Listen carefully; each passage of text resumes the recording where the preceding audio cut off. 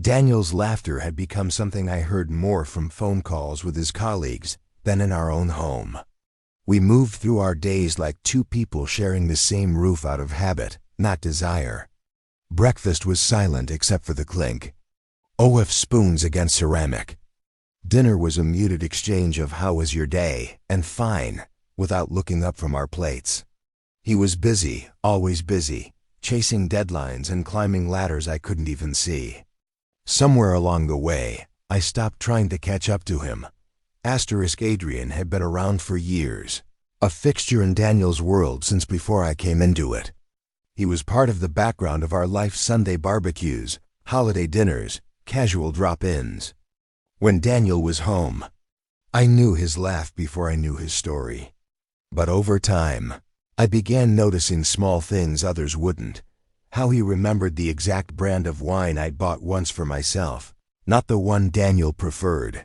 How he teased me about my stubbornness when I insisted on fixing the kitchen drawer myself instead of calling someone. How his eyes lingered for half a heartbeat longer when we talked, like he was measuring every word I said. It wasn't romantic then. At least, I told myself it wasn't. It was just nice to be noticed. Nice to have someone who listened without checking their watch. I didn't realize how rare that had become until I started looking forward to it. Daniel's calls were shorter, his returns home later, and his excuses sharper. He spoke in bullet points and left before I could respond. Adrian, on the other hand, asked questions that didn't feel like obligations. "What are you reading now? How's your garden holding up?" He remembered my answers. The first time Adrian came by when Daniel wasn't home, it wasn't planned. He dropped off a set of tools Daniel had borrowed, and I invited him in for coffee. We sat at the kitchen counter, talking about a new restaurant in town and the weather, harmless. But when he left, the space felt heavier, as if his presence had rearranged the air. I told myself I was imagining it. Weeks turned into months, and Daniel's absence became the norm. Adrian became a quiet constant, not daily, not even weekly, but often enough that the gap Daniel left didn't feel so empty.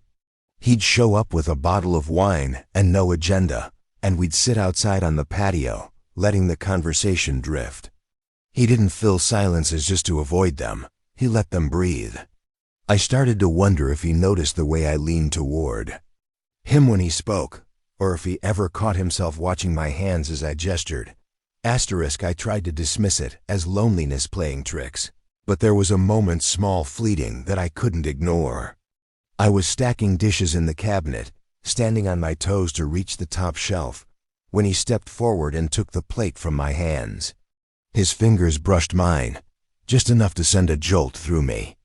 I felt it, and I knew he did too, because he set the plate down more slowly than necessary. Neither of us said anything, but the silence wasn't the same after that. One Friday evening, Daniel called to say he'd be gone for the weekend, an unexpected conference. The house felt cavernous that night, the quiet pressing in. I poured myself a glass of wine, half watching some old movie, when a knock sounded at the door. Adrian stood there, holding a flashlight, telling me the power had gone out across the neighborhood. I hadn't even noticed. His hair was damp from the drizzle. Outside, his jacket smelling faintly of rain. He asked if I was okay, and before I could answer, he stepped inside, the flashlight beam cutting across the living room. I felt an odd mixture of relief and anticipation. The outage was just an excuse for him to be here, and maybe for me too. Let him. We lit candles, the shadows shifting on the walls, the faint hum of the storm outside wrapping the house in a cocoon of sound. He sat across from me at the table, the flicker of light catching the edges of his smile. I caught myself studying the curve of his jaw, the way his eyes softened when they met mine. I didn't know it then, but the night had already shifted. Something unspoken had taken root in the darkness, and neither of us would pull it out. The storm wasn't the only thing building. It was in the pauses, the glances, The way his voice lowered just enough to make the rest of the world fade. Asterisk by the time the wind rattled the windows, I wasn't thinking about the outage anymore. I was thinking about how I'd stopped missing Daniel weeks ago and started noticing Adrian instead. And somewhere deep down, I understood that the line between us had already thinned to the point of breaking. The storm outside had settled into a steady rhythm. Rain drumming against the windows like a clock marking time neither of us wanted to count. The candles threw a warm, uneven light across the room, softening every edge, making everything feel closer. Adrian's voice was quieter now, not out of necessity, but as if the darkness invited a different kind of honesty. We talked about things we never had before: regrets, missed chances, the ways life surprised you in good and bad ways. He asked how I'd been holding up with Daniel gone so often, and I almost laughed at the question. Holding up felt like the wrong phrase. It was more like enduring. Asterisk, I told him I sometimes felt like I lived with a ghost, someone whose body was present, but whose mind was always elsewhere. His eyes didn't flicker with judgment. They held steady, as though every word I spoke mattered. That alone was dangerous. He leaned forward slightly, elbows on the table, the small distance between us shrinking in a way that didn't feel accidental. When his knee brushed mine under the table, I didn't move away. The contact was brief, but it felt like the start of a current running just beneath the surface. Asterisk, we opened another bottle of wine, the cork popping loudly against the muffled backdrop of the rain. The first glass was casual. The second one felt heavier, not in weight, but in consequence.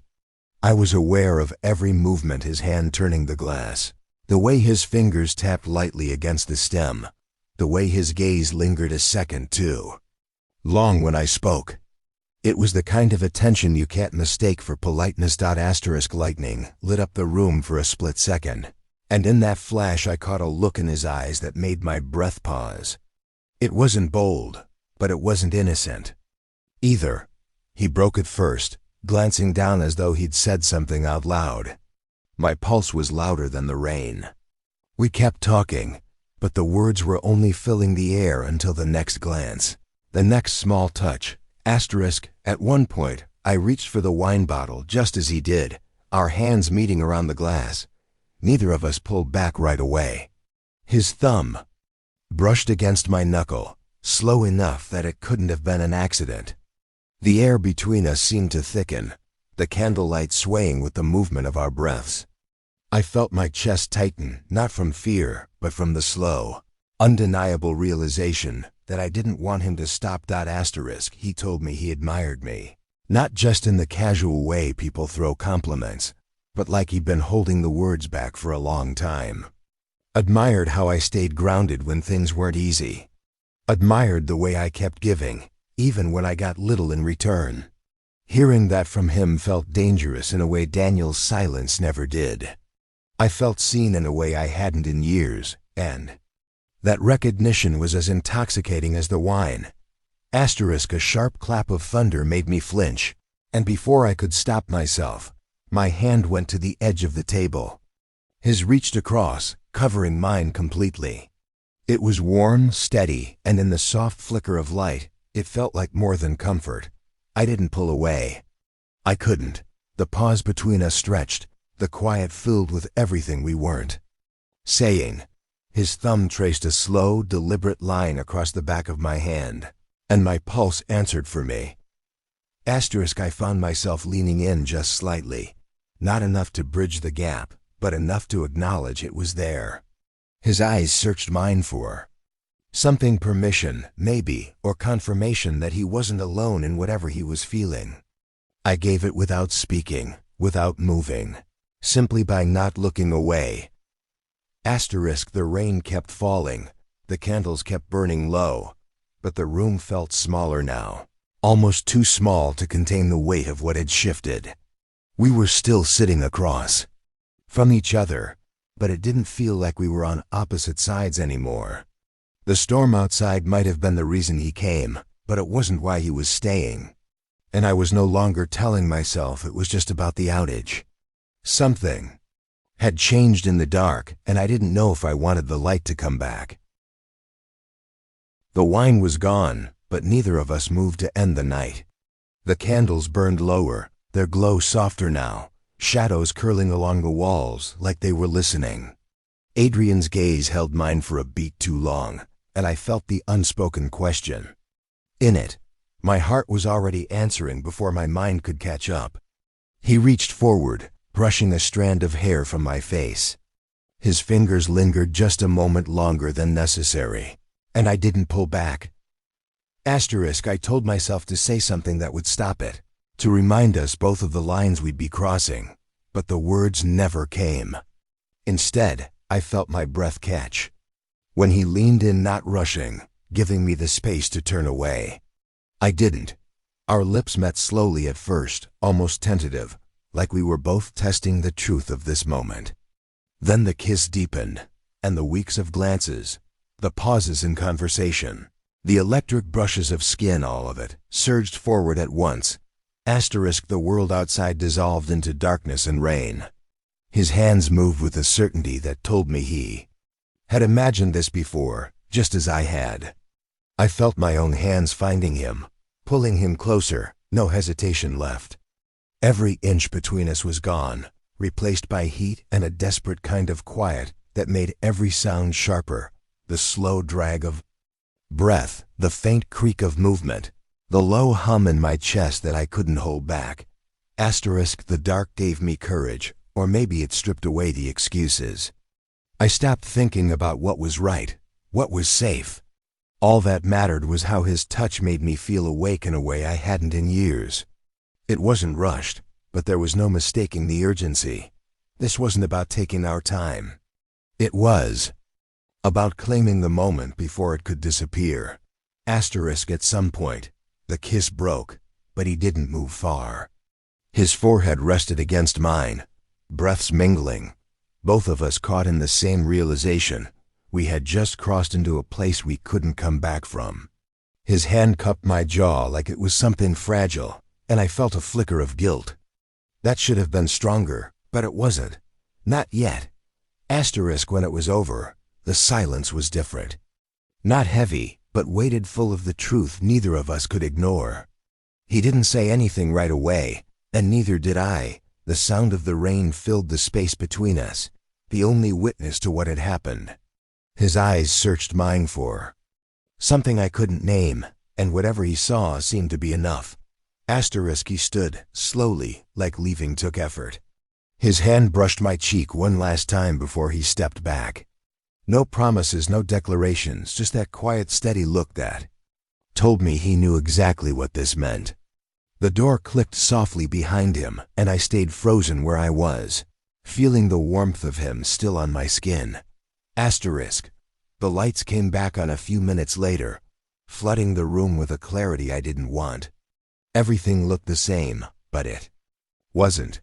The table, the chairs, the empty wine glasses, all innocent on their own.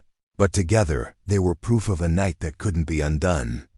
I sat there, staring at the flame of the last candle as it guttered out, wondering if the darkness had made it easier to pretend I wasn't making the choice. But I knew the truth. The dark hadn't made me do anything. It had only hidden the moment, until it was too late. And now, even with the lights back on, I wasn't sure I wanted to see myself clearly.